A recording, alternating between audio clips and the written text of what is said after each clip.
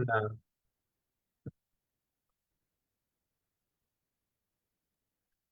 Muy buenas tardes a todos.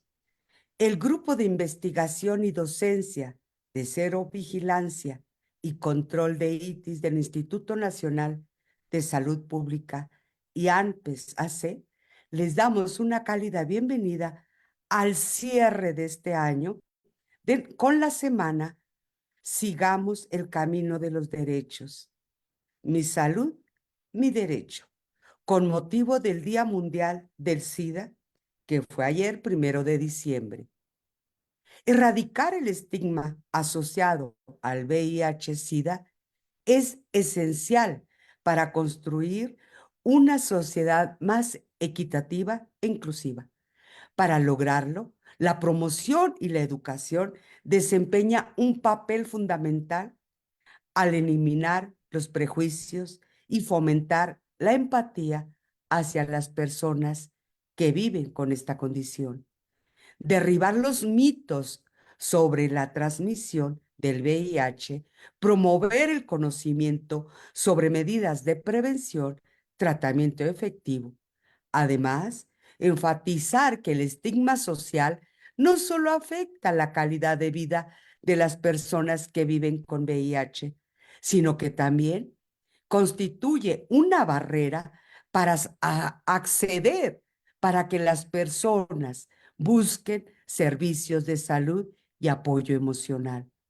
La educación como herramienta de transformación fomenta el respeto y crea una sociedad más inclusiva, donde todas las personas puedan vivir libres de prejuicios y discriminación. Es un paso esencial hacia la equidad, el reconocimiento pleno de los derechos humanos. El tema con el cual arrancamos esta semana: Juventudes construyendo una cultura libre de estigma.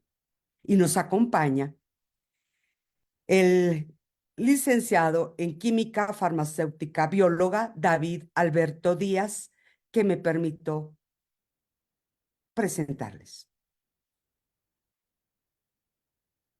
Él es el licenciado, yo le voy a decir licenciado, David Alberto Díaz Sandy Galán.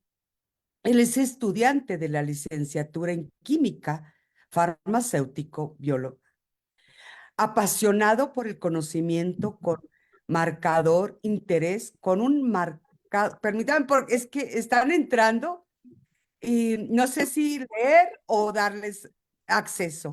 Apasionado por el conocimiento, con un marcado interés en la investigación científica, así como activista por convicción en pro de los derechos de las comunidades LGBTIQAP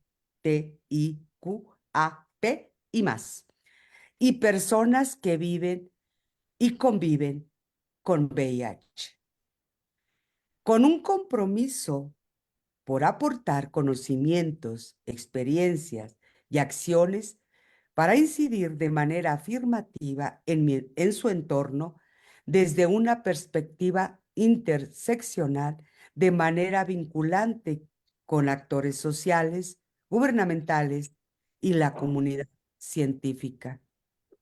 Químico, bienvenido a AMPE, su casa. Gracias por estar con nosotros este día y esta gran semana. Muchas gracias por esa introducción y por el espacio. Realmente estoy muy contento de estar aquí. Voy a compartir mi pantalla. Me dicen si se puede ver. Y pues bueno, justo como Muy ya... bien. Perfecto. Entonces, pues voy a comenzar para irnos de lleno. Como ya lo comentaron, yo soy estudiante de Química Farmacéutico-Biológica y además formo parte de una organización de la sociedad civil llamada JAG México. Solamente de manera introductoria, JAG es una de las organizaciones de mayor impacto en nuestro país en lo que se trata la defensa de los derechos humanos para la población LGBT+. Eh, Permítame, licenciado, les encargamos, por favor, hay micrófonos abiertos.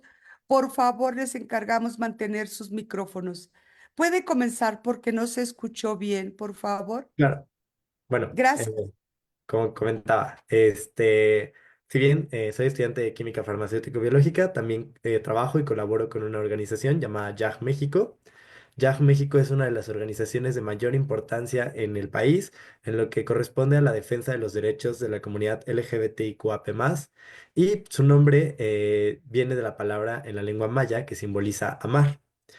Pues bueno, YAG México es una organización que cuenta con casi 15 años de trabajo a los que se han dedicado justo a la defensa, promoción, garantía y en general de los derechos humanos de grupos históricamente vulnerados desde un enfoque de género y juventudes, ¿no? Reconociendo estas intersecciones entre las corporalidades femeninas y pues lo que significa ser una juventud en el México actual. Y pues bueno, a lo largo de la historia de Viaje México han cruzado más de 300 voluntarios a lo largo de toda la República, en estados claves como Zacatecas, Puebla, Jalisco, Campeche, Yucatán, obviamente la Ciudad de México, que es donde yo resido, y muchos más estados. Entonces, pues un poco esa es la idea de Jack México. La verdad es que Jack se divide en diferentes secciones. Cuenta, por ejemplo, con una parte que es la grupa de jóvenes. em, la grupa también justo se funciona de esta forma como un grupo de apoyo entre pares, pero pues específicamente yo les voy a hablar de una de o más bien el área en la que yo me desempeño, que es el área de salud positiva.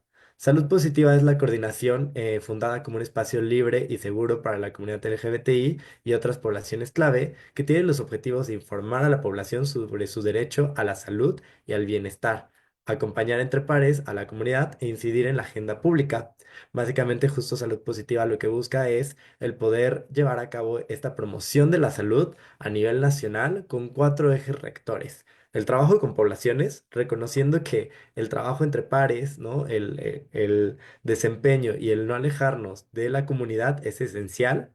La investigación para poder producir los datos y poder encontrar la información que puede que esté haciendo falta en la literatura científica, en cualquier otro espacio de toma de decisiones, Así en es. los cuales el poder agregar información es un punto clave. Posteriormente tenemos la parte de gestión del cambio. Se reconoce que la parte de la salud en México particularmente todavía tiene muchas brechas que cerrar, ¿no? O sea, en términos de leyes, en términos de políticas públicas, en muchas diferencias. Entonces, esta parte de la gestión del cambio es el poder accionar de tal forma que pues se pueda sensibilizar y que las decisiones que se tomen en materia de salud que correspondan a poblaciones históricamente vulneradas se tomen con las poblaciones incluidas. Y por última parte, la parte de sensibilización, pues justo actividades como esta, ¿no? Es una actividad de sensibilización en la cual se comparte la información, en la cual se busca el difundir qué es lo que se hace desde la organización y qué estrategias se pueden implementar en diferentes espacios. Y pues bueno, el equipo está presidido por Carlos Saedo, él es maestro en salud pública y pues bueno, Joel López, Cristal Yurinova y yo, David Díaz de Sandy, formamos parte del equipo. Y pues bueno, básicamente es como la introducción de Yah. Ahora sí, ya para irme de lleno sobre mi plática, quiero que antes de que comencemos paremos un poco e imaginemos las historias que hay detrás de estas siluetas. Quiero que cada una de las personas que está en la sesión de Zoom o que nos está acompañando a través de la transmisión en Facebook pueda idear una idea, valga la redundancia, de qué es lo que podrían pensar de estas imágenes, ¿no? Estas figuras que si son masculinas, si son femeninas, si son adultas, si son jóvenes, o sea, y qué historias creamos detrás de ellas, ¿no? O sea, creemos que tienen cierta posición particular, que tienen alguna característica que las diferencia. Quiero que hagamos como este primer ejercicio y después de eso cuestionemos el por qué. ¿Por qué les damos esas historias a cada una de estas siluetas? Y pues bueno, en gran parte el cómo pienso y cómo es que opera mi mente, pues se debe a diferentes cosas, ¿no? Aquí tenemos unos 5 puntos clave que en general han marcado lo que en general como sociedad vamos distinguiendo y vamos reconociendo entre los patrones y entre las personas con las que convivimos en el día a día. Creo que estas palabras, sobre todo últimamente, las escuchamos muchísimo, ¿no? En redes sociales, en los conversatorios, en muchos espacios están muy presentes, pero pocas veces nos detenemos a revisarlas una por una y entender qué es lo que nos está diciendo cada una de ellas y si necesariamente son buenas o malas, ¿no? O sea, creo que también hay mucha predisposición a esa parte. Entonces, vamos a darnos un momento para conocerlas. Iniciemos por los estereotipos. Los estereotipos, por su definición, es una idea generalizada o simple que se tiene sobre una persona o un grupo de personas. Son etiquetas que se ponen sin conocer a la persona de manera individual. Por ejemplo, en esta parte, ¿no? Pensar que todas las juventudes somos irresponsables por nuestra edad es un estereotipo. No tiene que ser verdad. No necesariamente en esta parte ya tenemos que decir si es bueno o malo, ¿no? O sea, podemos considerar que tal vez una población es buena en los deportes o que es muy inteligente. Podría pensarse que no, o sea, pues le estamos atribuyendo algo bueno. Sigue siendo un estereotipo. Luego tenemos los prejuicios. Los prejuicios es una opinión o juicio negativo que se tiene sobre alguien o un grupo de personas sin haber tenido la oportunidad de conocerlas, entenderlas. Está basada en los estereotipos. Entonces, en este punto, pues ya vamos avanzando, ¿no? O sea, vamos como, están conectados entre sí. Creo que eso también es muy, muy importante, el que lo visualicemos y que veamos que no funcionan de forma aislada. Los prejuicios ya son esta parte negativa que le estamos dando específicamente a una persona o a un grupo, ¿no? En esta parte, por ejemplo, el que una persona mayor no puede usar la tecnología, esa sería un prejuicio. Luego tenemos el estigma. El estigma es una opinión fuerte, negativa, que se le pone a una persona o grupo debido a un estereotipo o prejuicio. Es como una etiqueta que causa rechazo o discriminación.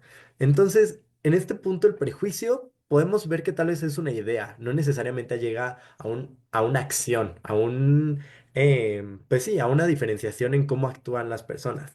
En el estigma ya empezamos a tener acciones con base en estas opiniones, ¿no? O sea, ya no solamente es, bueno, yo lo pienso, pero nada más, sino que ya accionamos y tenemos una diferenciación hacia estas personas o grupos y entonces hay un rechazo o una discriminación, se empieza a ser sistemático. Ahora, los sesgos inconscientes son atajos mentales que el cerebro utiliza para sobrevivir.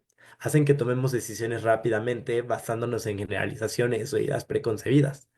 Y a pesar de que ayudan a procesar información de forma más rápida, pueden influir en nuestra percepción y hacernos tomar decisiones equivocadas o injustas sin darnos cuenta, ¿no? Entonces el sesgo inconsciente es este como instinto, ¿no? Que lo solemos llamar, que es como lo primero que va a venir a nuestra mente, lo primero que vamos a configurar al decodificar la información que estamos recibiendo y a partir de ello vamos a tener una acción, ¿no? Entonces, esas son como estas partes.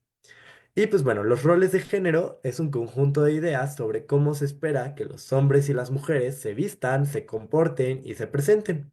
Los roles de género definen cómo se espera que actuemos, hablemos, nos vistamos o nos arreglemos y nos comportemos según nuestro género. Los estereotipos acerca del género pueden hacer que se trate de manera desigual o injusta a otras personas por su género. Ya una vez cuando entramos a este trato de desigual, estamos hablando de sexismo, que esa es otra definición que yo no voy a profundizar, pero me parece importante mencionarla. En este caso, pues bueno, aquí tenemos los ejemplos como más comunes, ¿no? En términos a los juguetes, a las profesiones, a los deportes, ¿no? En general tenemos esta parte en la cual, pues, ¿qué juguetes son apropiados para un niño? ¿Cuáles son apropiados para una niña? ¿Qué profesiones pueden desarrollar unos u otros? ¿Qué deportes pueden desarrollar unos u otras? ¿No? Entonces, estos son como algunos puntos clave que me parece importante comenzar. Ahora, nosotros creamos todos estos conceptos, estas preconcepciones y toda esta parte en general, pues la realidad es que no. No es que, ahora sí que, pues a ver si viene por naturaleza o instinto, pues no realmente. Toda esta información, toda esta decodificación que tenemos a partir del mundo que nos rodea, está basada en nuestro mismo entorno. Nuestro entorno basado en los medios, nuestro entorno basado en las instituciones y nuestro entorno basado en la sociedad en general. hay un punto en el que pues hay que ser muy realistas. No es lo mismo haberse desarrollado tal vez en los años 70, 80, 90, con lo que había en la televisión en esa época, con lo que las instituciones aprobaban o no aprobaban y lo que la sociedad en general decía, ¿no? O sea, realmente creo que hay un punto en el que pues estas ideas no son una idea individual. Hay un punto en el que la colectividad y la sociedad pues va a ir normando y va a ir marcando cuáles son las ideas y qué es lo que vamos a ir decodificando de cada uno de los aspectos de la vida. Ahora, yo sé que tal vez esto no es exactamente lo que esperaban. em, Ahora vamos a continuar y vamos a avanzar un poco más ya sobre la temática que nos tiene aquí el día de hoy, que es en el marco del Día Internacional de Acción contra el SIDA, el 1 de diciembre, que fue ayer. Quiero que nada más solamente esta información no la dejen de lado, o sea, me parecía importante dar esta introducción, pero vamos a guardarla por unos segundos y vamos a explorar ahora un poco el tema del VIH. Y ustedes verán en qué momento vamos a recuperar toda esta introducción que ya les he dado.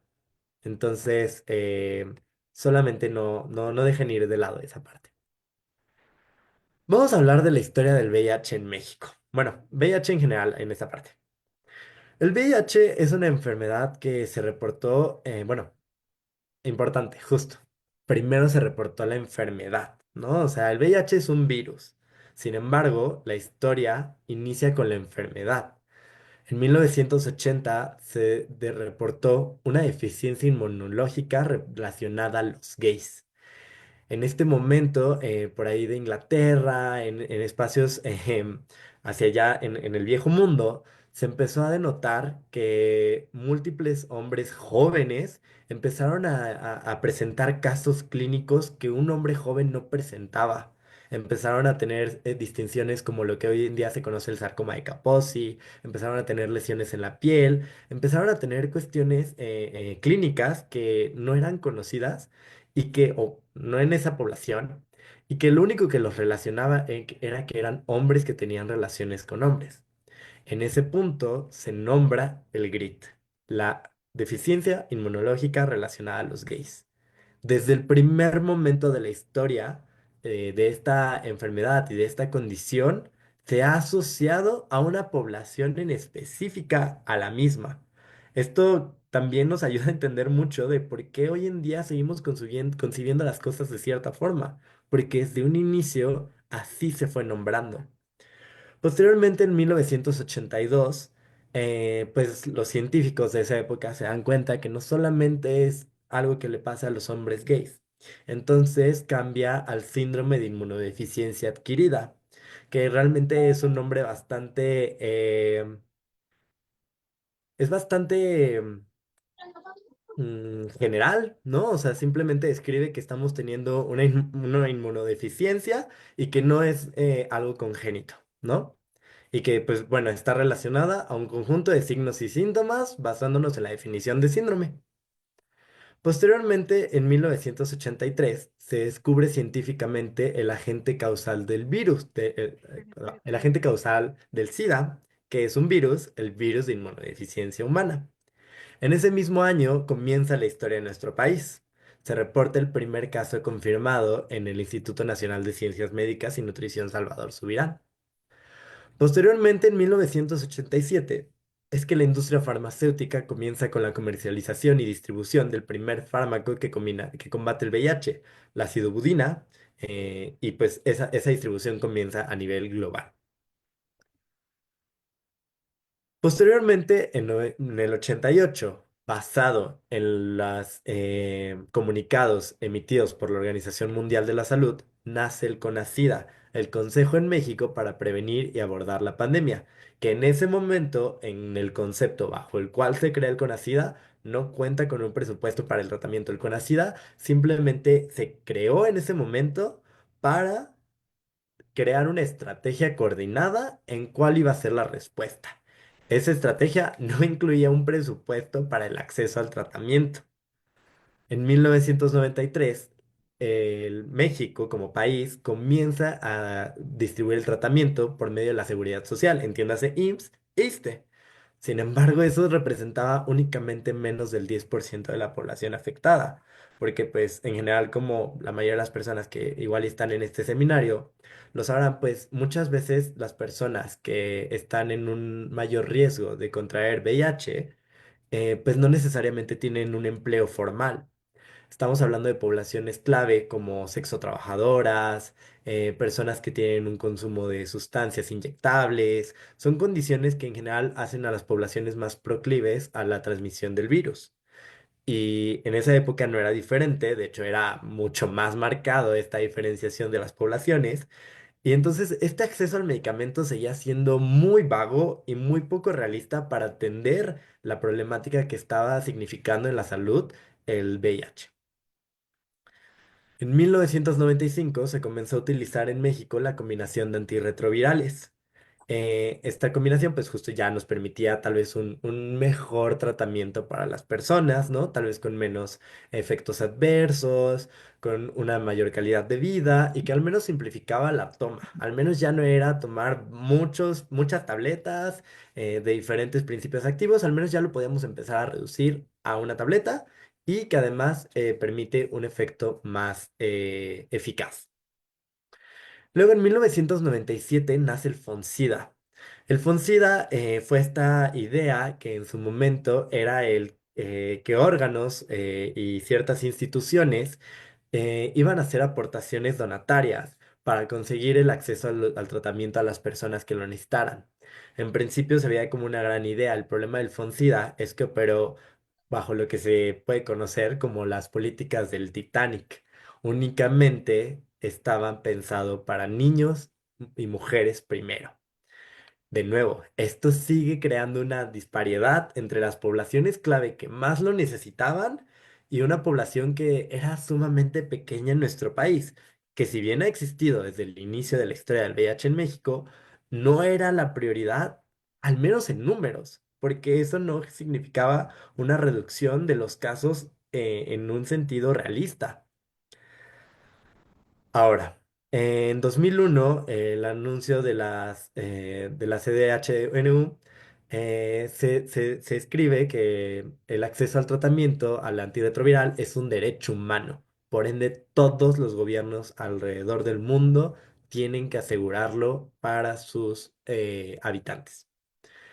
Y en 2001, justo bajo estas mismas instrucciones dadas por la ONU, nace el Centro Nacional para la Prevención y el Control del VIH-Sida, el CENSIDA, como lo conocemos hoy en día.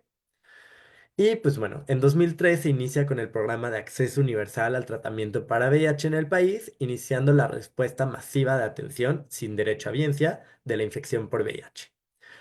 Es muy importante que seamos muy críticos sobre la historia de nuestro país. Es importante que notemos que nuestro primer caso fue en el año del 87. Y hasta el 2003 fue que el gobierno y las instancias en general tuvieron un interés por el acceso general al tratamiento. Fueron alrededor de casi 20 años, poco menos de 20 años, em, que en general la población que vivía con VIH, que no contaba con una seguridad social, que no era una mujer, que no era una infancia, no tenían acceso al tratamiento. Ese fue un tiempo en el cual las personas se dejaron morir. Y entonces en este punto yo quiero recordar un poco lo que decíamos de en qué está basado la forma en la que vamos pensando. Una parte de ellas son las instituciones. ¿Cómo vamos a percibir el VIH si nuestro gobierno, si nuestras instancias regulatorias no se molestan en asegurar la vida de las personas que viven con VIH? Esto solamente va creando una disparidad aún más grande. Esto, el sistema de salud, la realidad es que en múltiples espacios de la República sigue existiendo bajo un enfoque de formación y atención heterosexista que solo reconoce las experiencias y vivencias heterosexuales, cisgénero, y desconociendo e invisibilizando las formas de expresar placer y erotismo de las disidencias sexogenéricas. Y tan solo en este sentido, o sea, sé que la mayoría de las personas en esta transmisión y quienes nos están siguiendo pueden que sean personas relacionadas con el ámbito de la salud, profesionales de la salud. En este momento no quiero que solamente lo piensen desde su punto que ustedes como profesionales, sino también como usuarios. Cuando ustedes van al médico, ¿hay algún punto en el que las preguntas de la anamnesis que recibimos podrían asumir que somos una persona heterosexual cisgénero? Esta parte en la que preguntamos si tenemos una vida sexual activa, si hay una posibilidad de embarazo, por ejemplo, para las mujeres, ¿no? O sea, realmente hay un esquema bastante claro en el cual se va marcando y cerrando la visión que se tiene a nivel de salud. Y esto llega incluso a la patologización y claramente al estigma, porque estas poblaciones pues se van a ver alejadas de los servicios de salud. ¿Qué persona va a acudir a un espacio en el cual no se siente segura? En el que tal vez su nombre legal va a ser el único reconocido cuando su nombre identitario es diferente. Estos espacios que se supone deben proveernos un espacio de salud, de bienestar, se vuelven espacios de estigma, de discriminación y de patologización. Entonces, estos son como esquemas que vamos reproduciendo y que vamos creciendo en general en el día a día. Otra parte en la historia fuera del sistema de salud es el Club de las 4H. Hubo un punto en la historia del VIH donde cuando ya dijeron por acá, cuando casi casi van nombrando el SIDA y que llega el primer caso a México, pues se empieza a crear esta visión de que tiene que haber alguien que tenga la culpa. Y entonces, pues bueno, las personas de mayor riesgo em, son los homosexuales, son los hemofílicos, porque, pues y tal vez algunos de ustedes lo recordarán, tal vez algunos ya no les tocó, pero antes en nuestro país, pues para empezar estaba permitida la venta de sangre y pues antes los sistemas de transfusión de sangre no eran tan rigurosos. Entonces, pues también esto generaba que pues hubiera transmisión en estos procedimientos clínicos. Los heroinómanos y los haitianos, dado la alta concurrencia del turismo sexual que se vivía en ese país y la alta migración que tenía ese país para con nuestro país. En ese punto se crea el Club de las 4H. Y entonces ya tenemos algo en común. Son poblaciones que históricamente han sido vulneradas, que históricamente han sido relegadas. Y entonces desde ese punto son poblaciones que son fáciles de culpar, ¿no? O sea, no es que o sea, es que hay una culpa, tal cual. Y además, como si eso no fuera suficiente, pues los medios, como también lo mencionábamos antes, ¿no? En qué va moldeando el cómo vemos las cosas, pues los medios eran los medios y se caracterizaron por mencionar y darle luz al VIH como la enfermedad, la muerte y la culpa. Eran personajes con historias horrendas, eran villanos. Las personas que vivían con VIH eran retratadas como eso, como personas malas, ¿no? O sea, que en paz descanse Silvia Pinal, pero la realidad es que los programas que, por ejemplo, se evidenciaban en Mujer Casos de la Vida Real, ponían a las personas que vivían con VIH como el padre violador, como la madre que golpeaba a su hija y que permitió que se picara con sus agujas de heroína. Y no solamente la tele, sino también para, igual a mí me tocó cuando apenas abrí mi Facebook ver ese tipo de cosas, que había personas que vivían con VIH que estaban tan enojadas con la vida que inyectaban frutas con su sangre con tal de transmitir a las personas. Los medios son muy responsables de la caracterización villanesca que se fue creando en torno a las personas que vivían con VIH en nuestro país, porque como eso era la forma en la que los pintaban. Además, comienza una historia de las víctimas culpables y las víctimas inocentes. Obviamente, pues el VIH, o sea, y lo reconoceremos a través de sus puntos biológicos, fisiológicos, pues no es algo exclusivo para las personas que tienen sexo, hombres que tienen sexo con hombres, ni mujeres trans, ni trabajadoras sexuales. Es algo que nos puede dar a todos. Obviamente hay un punto en el que las personas que también empiezan a tener transmisión de VIH, pues van a buscar una forma de no ser relegadas como las cuatro Hs. Y entonces nuestro país y en general, el mundo en general, empieza a crear esta historia de víctimas culpables y víctimas inocentes.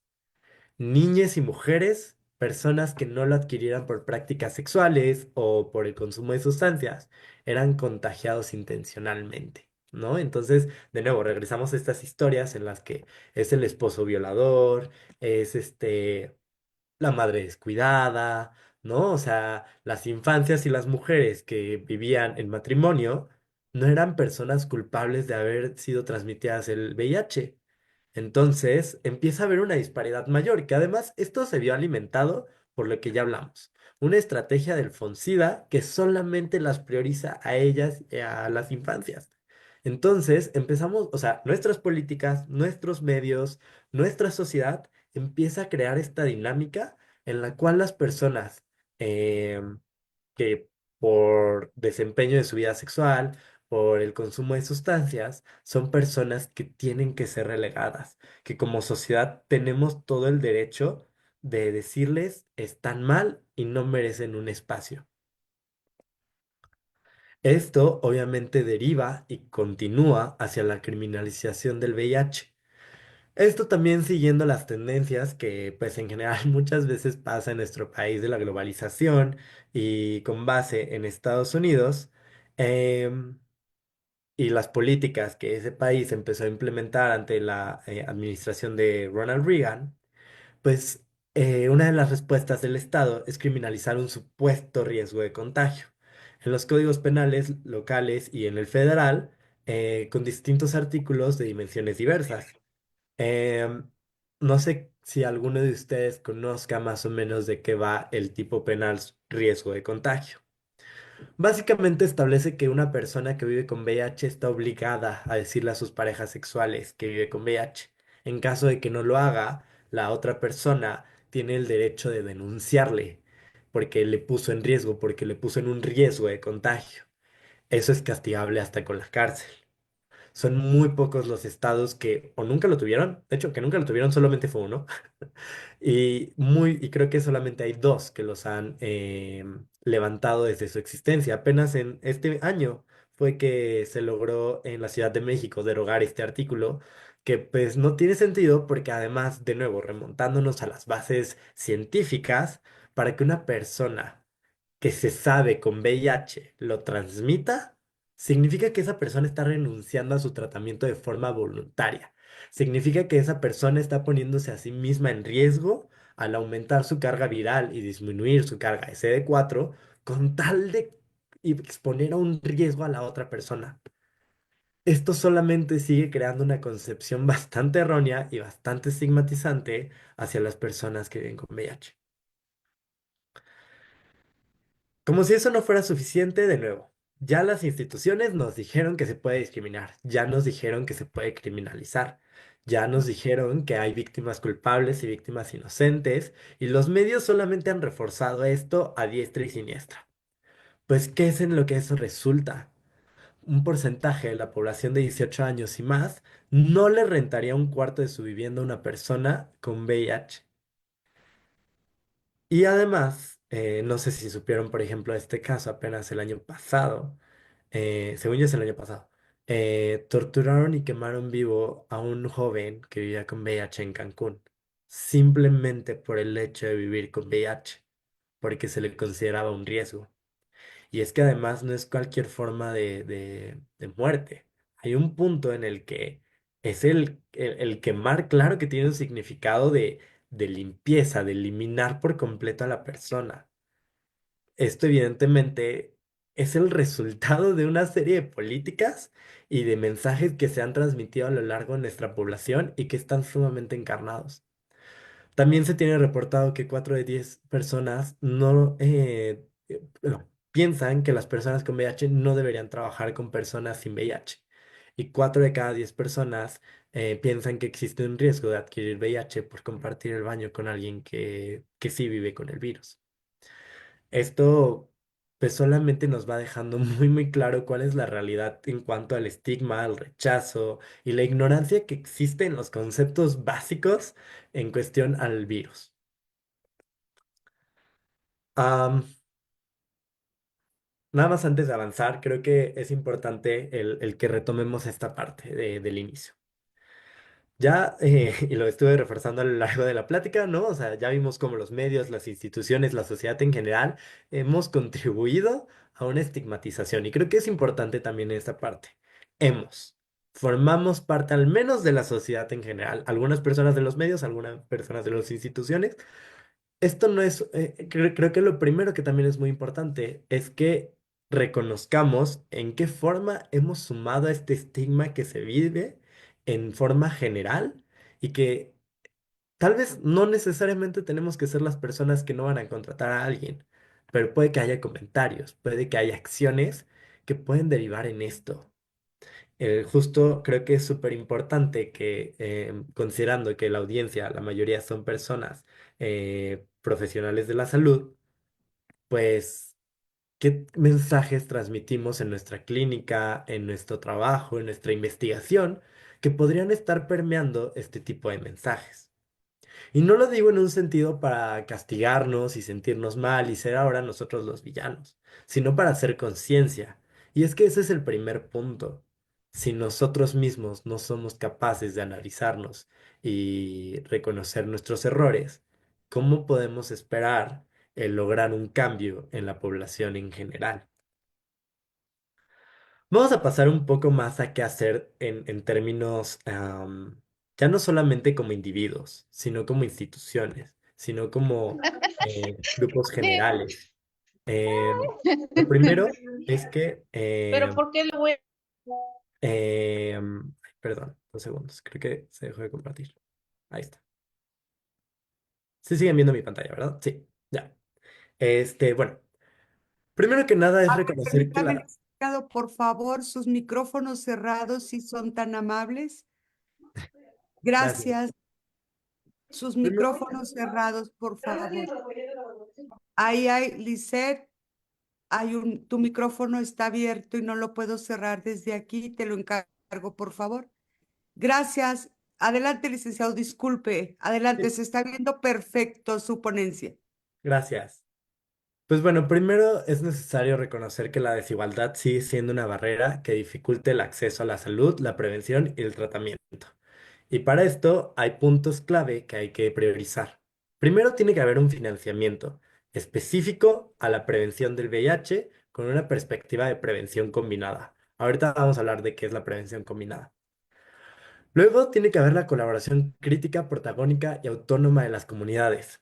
Si alguien de ustedes recuerda el lema del año pasado, este año pues ya sabemos, ¿no? Tenemos el de seguir el camino de los derechos. El año pasado fue el que las comunidades lideren.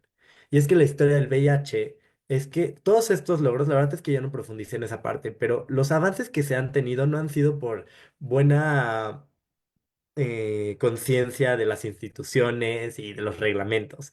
Ha sido a través de una lucha incansable de activismos, de personas que viven con VIH, de familiares que viven con VIH.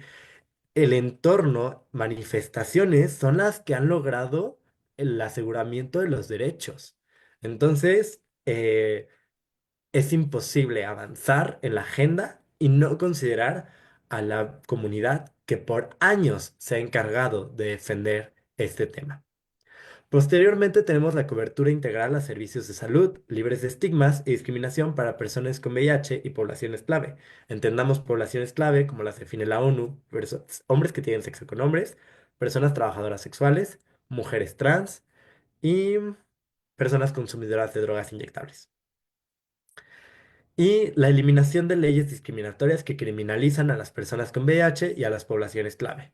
Esto, de nuevo, entendamos que el incluir a las poblaciones clave es muy importante, porque también entonces estamos hablando de que, por ejemplo, una ley que promueve las terapias de conversión, una ley que no aprueba el matrimonio igualitario, una ley que hace que sea penalizado las parejas del mismo sexo, contribuyen al estigma que se vive alrededor del VIH.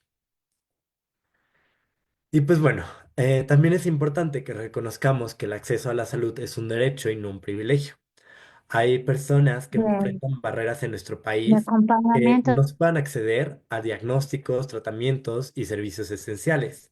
Y estas barreras pues persisten alrededor de las políticas y las respuestas que se tienen en general a lo largo del heterocisexismo centralista. Y pues bueno, esto básicamente es lo que va dejando a las disidencias, a las periferias, excluidas de una respuesta de salud integral. Ahora, no es tampoco el encontrar el hilo negro, ¿no? O sea, afortunadamente existen instituciones como la UNUCIDA que han marcado una trayectoria para nosotros como profesionales de la salud y como población en general. No sé si han escuchado hablar de la meta del 2020, que era el 90-90-90. El 90-90-90 significa que 90% de las personas que viven con VIH lo sepan. 90% de esa población esté en tratamiento. Y de ese 90, el 90% esté en supresión viral. Obviamente eso no se logró para el 2020. Pero el replanteamiento que se hizo a partir de las betas para el 2030 es un 95-95-95, que son esas mismas metas, pero ahora 95%, que estadísticamente y epidemiológicamente está demostrado que si se logran esas metas, el problema de salud que representa el SIDA desaparece. Eso pondría el fin a la epidemia del SIDA. Sin embargo, también se reconoció que justo esta parte no solamente funciona con esas tres metas, tiene que verse de forma integral y en conjunta. Y entonces se agregan estas partes. Menos del 10% de los países tienen que tener leyes punitivas, ¿no? O sea, solo menos del 10. Menos del 10% de las personas experimentan estigma y discriminación. Menos del 10% experimentan desigualdad y violencia basada en el género. Además, en los 95 se agregan que 95% de las personas, digo, de los servicios, eh, cubran y tengan una planificación para la eliminación de transmisión vertical. El que 95% de las mujeres tengan acceso a salud reproductiva y sexual y con clave en VIH, que el 95% de las personas de la población use prevención combinada y que el 90% de las personas que viven con VIH o que están en riesgo de una transmisión de VIH estén vinculadas a a servicios de salud integrales que estén basados en el centrarse en las personas y en los contextos específicos. Estas son las metas que se tienen a nivel global. Este ya es el marcaje que nos está dando la ONU y las instituciones de salud en general. Ahora vamos a explicar qué es la prevención combinada, que creo que es la mejor forma de explicar cómo podemos cada quien aportar algo. Y es que la prevención combinada es una serie de iniciativas comunitarias basadas en los derechos y evidencia. Estas iniciativas integran enfoques biomédicos, conductuales y estructurales, y que están diseñados específicamente para atender las necesidades de prevención en VIH en distintas personas y comunidades. En el biomédico tenemos intervenciones con métodos clínicos y médicos, por ejemplo, preservativos y lubricantes, pruebas, tamizajes de VIH, antirretrovirales, transmisión vertical, el asegurar que no haya, PrEP y PEP, circuncisión masculina, programas de entrega de agujas y jeringas, todo lo que básicamente el sistema de salud ya conoce. No todo lo hacen en México necesariamente, por ejemplo, no tenemos programas de agujas y jeringas, pero que básicamente integran a lo que es el sector salud. Es como lo que tal vez puede parecer muchas veces más obvio, ¿no? Y que son como las puntualizaciones clave. Sin embargo, en este punto y en esta visión de prevención combinada, no únicamente el sector salud es responsable y actor en la prevención del VIH, sino también tenemos un factor estructural. en donde las intervenciones que promueven un ambiente propicio, por ejemplo, la descriminalización de la transmisión y de los grupos de población clave, el abordaje de género y contra de la violencia de género, las leyes para proteger los derechos de las poblaciones clave y de las personas que ya viven con VIH, y las intervenciones a la reducción del estigma y para la discriminación. Estas intervenciones pueden ir desde guías de convivencia, desde foros comunitarios, desde sensibilizaciones como las que estamos teniendo en este momento. Y el punto de esto es justo el ir cuestionando cómo es que pensamos y por qué seguimos reproduciendo estos mensajes. El estigma está basado en lo que ya hemos hablado. Entonces, la verdad es que la forma más fácil de irlo derribando es con datos, es con hechos, porque el momento en el que entendamos que no hay víctimas culpables ni víctimas inocentes, simplemente personas que tienen transmisión de VIH, el momento en el que entendamos que el libre desarrollo de la sexualidad no es algo malo, entonces podemos dejar de discriminar, podemos dejar de ver con estos ojos juzgosos y prejuiciosos. em, a las personas en general. Entonces podemos dar atención que en lugar de detenerse para emitir un comentario que puede ser hiriente y que pueda alejar a las personas de la salud, podemos crear estrategias que sean funcionales y activas para la población. Y pues bueno, finalmente el comportamental son intervenciones que promueven un comportamiento saludable, justamente en este asesoramiento sobre la reducción de riesgo. mm, Hay que reconocer que el tema del uso de drogas inyectables es un problema de salud pública y que en este punto la estrategia óptima es una reducción del riesgo sobre el consumo de las mismas. La abstinencia no necesariamente es suficiente para atender el problema. La educación sexual integral y programas de educación entre pares y campañas de marketing social. Y pues bueno, creo que esta es como la idea general. Creo que tal vez pueda haber como alguna duda, alguna aportación, alguna corrección. Me parece el momento óptimo. Entonces, igual si quieren pueden ir levantando la mano y las podemos ir revisando. Muchísimas gracias, químico. Gracias. Y felicidades porque el día de ayer también fue el día del químico. Sí, gracias. Felicidades a todos los químicos. Y vamos a empezar porque a los que están en nuestra sala de Zoom, levanten la mano si quieren compartir a viva voz la pregunta, el comentario, y si no, las ponen en nuestra chat y nosotros las leemos. Para los que nos están escuchando en nuestras redes sociales, tenemos un número para que nos hagan llegar las preguntas, más 52 55 87 92 46 58. Y también damos lectura a las que están en nuestra página de Facebook. Y así, a modo personal, lo felicito. Me encantó.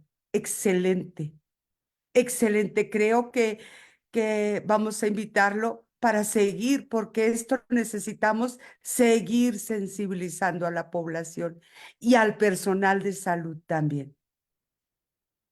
Y de hecho, una de las primeras preguntas o comentarios que nos hicieron llegar a nuestro teléfono es exactamente, es una persona, licenciado, que es dueño de una clínica y está preguntando que él le está compartiendo que desde su experiencia, a pesar de que él no es médico, ¿sí? Dice que él batalla para que su personal atienda sin discriminación a las personas con VIH y que le está encantando su presentación y que dice es momento de sensibilizar al personal de salud. Empezamos bien, empezamos muy bien con este comentario. Hay muchas felicitaciones y aquí hay una pregunta que nos hicieron llegar. Sí. Es un estudiante, es un estudiante y es de Argentina. Ajá. Dice, a lo largo de los años se incrementaron los casos, se incrementaron los factores ajenos a la cuestión de salud, tales como sociales, culturales, se incrementaron. Am, sí, o sea, en términos generales, la verdad es que no, o sea, no me sé los datos exactos a nivel global, pero la tendencia que se ha observado en todo el mundo, como en México, es que hay un incremento de casos para el VIH. eh, y en términos a los factores que lo rodean, es, es complicado, o sea, creo que a pesar de que tal vez hoy en día sin duda podemos hablar de que hay una mayor conciencia y mayor sensibilización a la que se tenía tal vez en los años 80, ¿no? O sea, y que tal vez las personas creían que compartir el vaso era una forma de transmisión. eh, yo creo que sigue habiendo como estas vertientes, ¿no? O sea, y que conforme vamos avanzando en general como sociedad, pues también podemos encontrar nuevos detractores, ¿no? O sea, justo al inicio, pues igual y eran estas notas en los periódicos, en la televisión, ¿no? Pero justo como mencionaba, en el momento en el que surgen las redes sociales y que hoy en día es súper fácil compartir cualquier información, entonces nos enfrentamos a nuevos retos de desinformación, ¿no? O sea, porque entonces ya no solamente lo tiene que decir una cadena de televisión específica, sino que es algo que cualquier persona puede compartir en sus redes sociales y se puede hacer viral, popular, ¿no? O sea, y que eso va a empezar a permear al menos en los círculos de esa persona, y pues si es una persona con un alcance, pues va a ser aún más grande. Muchísimas gracias. Y esta pregunta la voy a dejar para el doctor Miguel Ángel, que nos va a hablar sobre datos y se la voy la voy a guardar para hacérsela a él. Aquí hay una más. Por el poder de Y él libre es a también, él es de testificarnos en el futuro. Argentina y le pregunta qué es SIDA y cuál es la diferencia entre SIDA y VIH. Discúlpeme, 2 segundos, 2 segundos, nada más. Le recordamos que en AMPES tenemos un número para preguntas y comentarios, más 52 57 92 46 58. En un momento más, Ana Karen, en un momento más, dame un poquito de tiempo y la publicamos. Y vamos a esperar que el licenciado esté disponible para continuar con estas preguntas. Perdón, ya. Ahora Este, sí, ¿cuál es la diferencia entre sí. SIDA y VIH? Es un técnico, es un técnico superior que le hace la pregunta. El VIH es el virus en sí, es el agente biológico tal cual, como el COVID, ¿no? O sea, es el ente biológico nada más. Una persona puede vivir con VIH y no tener complicaciones de salud absolutas, ¿no? O sea, mientras esté en su tratamiento y mantenga niveles bajos del mismo, el VIH no significa una problemática de salud en general. El SIDA es una fase que, pues bueno, como comentaba, es un nombre bien ambiguo además en la medicina. Es un síndrome de inmunodeficiencia adquirida, lo que significa que de forma adquirida por un factor adquirido externo, pues, este, el sistema inmunológico está teniendo una deficiencia.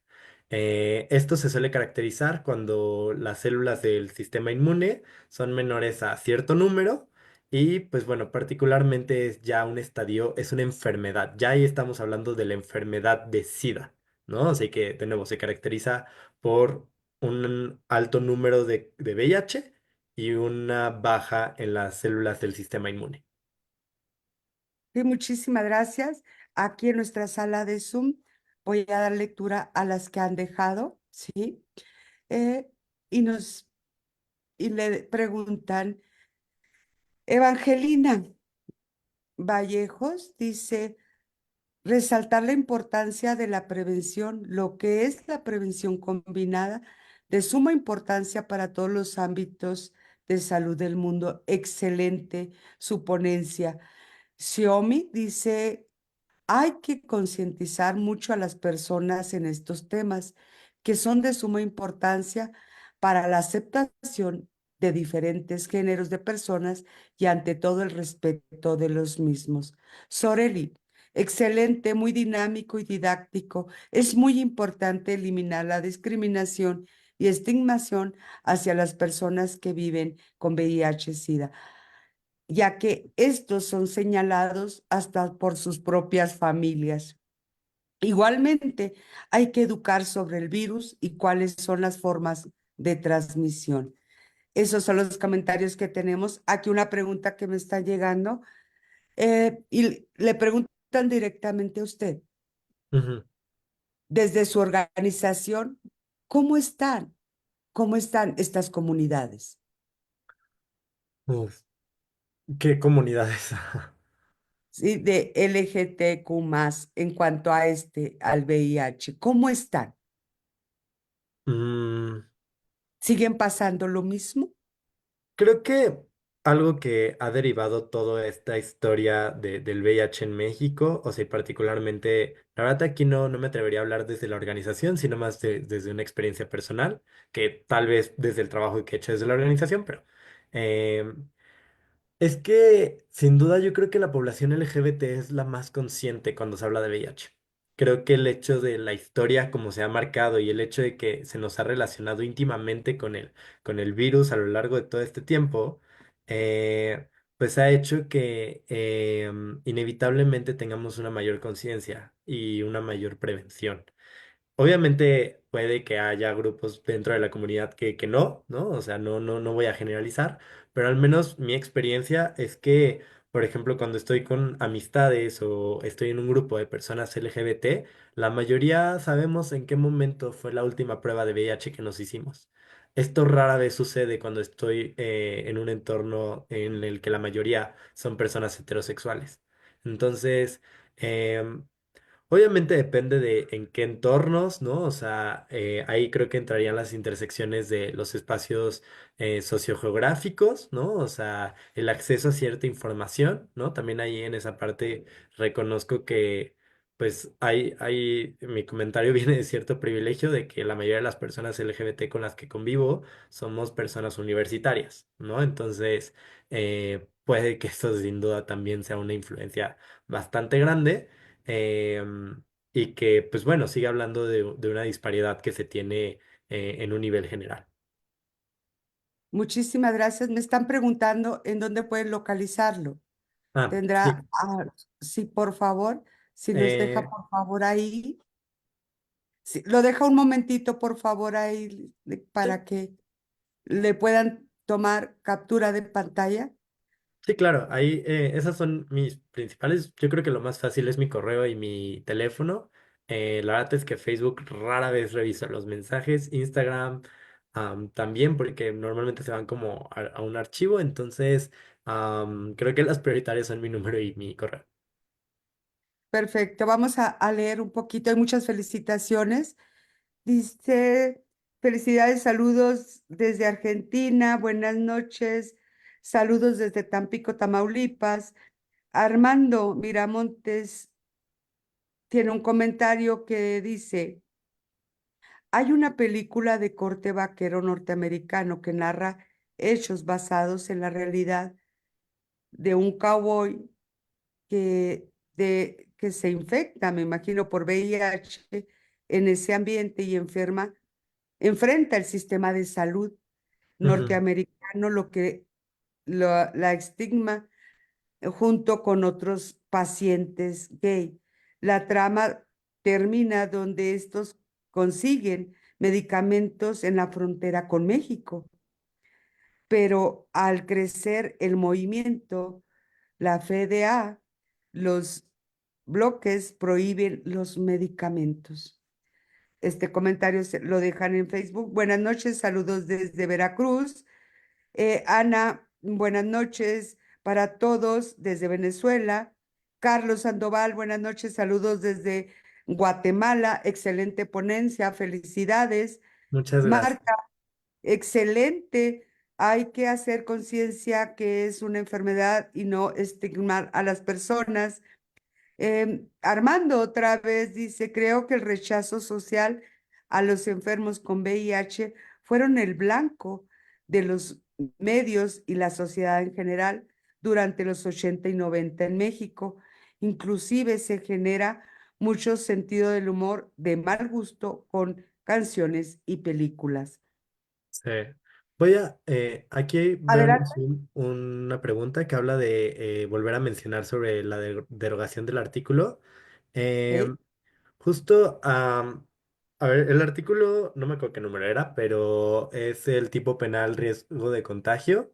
Existe en 28 todavía de los 33 códigos penales de México, ¿no? O sea, los 32 de los estados, más, bueno, de las entidades federativas, más el federal.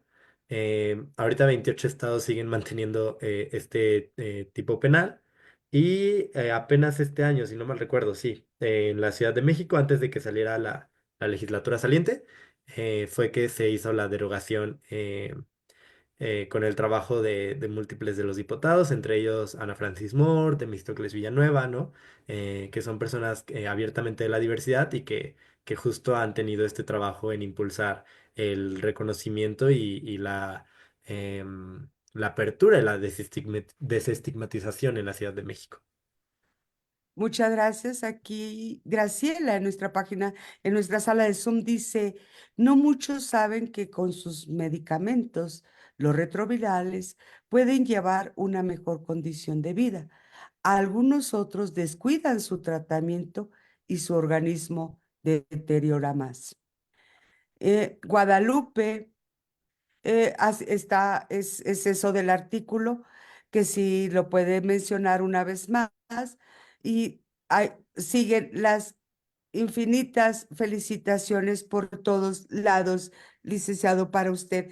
Y aquí me preguntan, llega una pregunta que ¿en dónde se ubica esa asociación y cómo llegar a ustedes como Ya asociación? México en sí no tenemos sedes físicas, operamos de forma como cada quien en su espacio, ¿no? De repente se llegan a organizar eventos, pero no hay como una sede física. Pero en todas las redes sociales nos pueden encontrar como YAJ México, YAAJ, em, y en las redes sociales se publica todo el trabajo que se hace, los eventos que hay, y en general como iniciativas en las cuales se pueden sumar como personas. Muchísimas gracias. Aquí una pregunta más es, perdón, le están preguntando que si su asociación va a escuelas a sensibilizar sobre estos temas. Sí, sería cuestión justo como en las redes sociales o el correo oficial, que también el correo viene en las redes sociales, podrían como comunicarse y para ver qué se puede gestionar, al menos en los últimos, o sea, y justo en el último mes, de parte de la Coordinación de Salud Positiva, se ha tenido incidencia en la UNAM en como 4 facultades distintos. Eh, la verdad es que, o sea, sé que depende del... Bueno, aquí preguntan acerca de si tienen costo. La verdad, yo no sé eso. Bueno, Esta no. nuestras charlas tienen Ajá, costo. ajá, Aquí no esta tienen no. costo. ¿Ok? Pero bueno, le encargamos que pregunte, por favor, Claro. para darlo a conocer más adelante, por favor. Y bueno, aquí una más.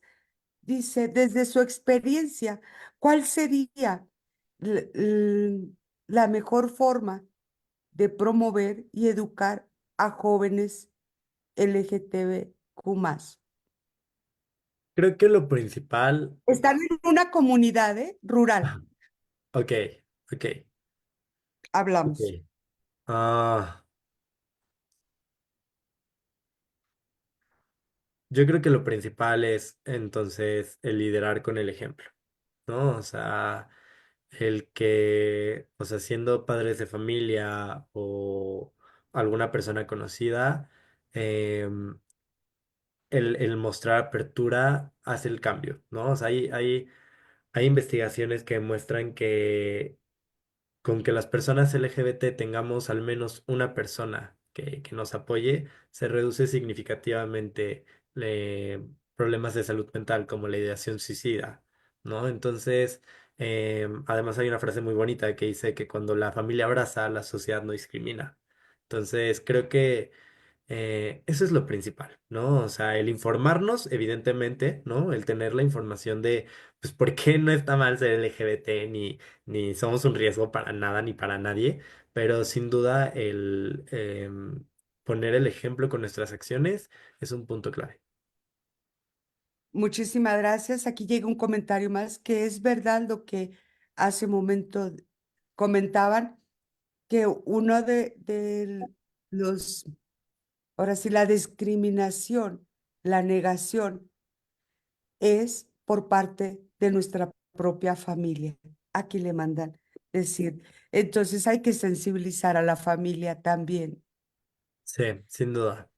Es Sin un punto duda, clave. urge, ¿no? Sí. Muchísimas gracias. Siguen llegando felicitaciones, Muchas eh, gracias. y les recordamos que este es el inicio de nuestra semana, esta gran semana que cerramos también el año 2024, una semana dedicada, ahora sí, al VIH, pero desde sigamos el camino de los derechos, mi salud, mi derecho. Y esto es para, ahora sí, el sector salud, el gobierno, la sociedad, las organizaciones. Tenemos que recordar siempre eso. Y bueno, como esto apenas comienza, mañana los esperamos a las 6 de la tarde con el tema Género y VIH, desigualdades y experiencias diferenciadas, a cargo de la doctora María Amada Julieta Tello Bello, investigadora postdoctoral del Instituto Nacional de Salud Pública. Y si me permite, vamos, voy a hacer la entrega de manera virtual Muchas gracias. y que la asociación le entrega un reconocimiento, y me siguen llegando comentarios y felicitaciones para usted. Muchísimas gracias. De verdad lo aprecio muchísimo, el espacio, la audiencia y pues nada, espero que el mensaje se haya transmitido de la mejor forma. Cualquier cosa, pues ya ahí tuvieron mis datos de contacto y pues es un gusto haber estado aquí. Muchísimas gracias. Vamos a dar Desafortunadamente, lectura. Sí, adelante. sí, solo ya casi, bueno, ya me tengo que retirar, entonces.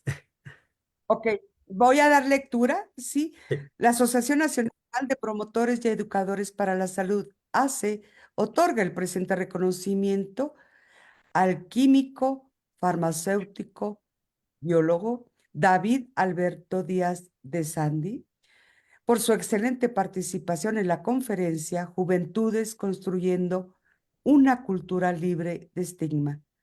En nuestra semana, sigamos el camino de los derechos. Mi salud, mi derecho.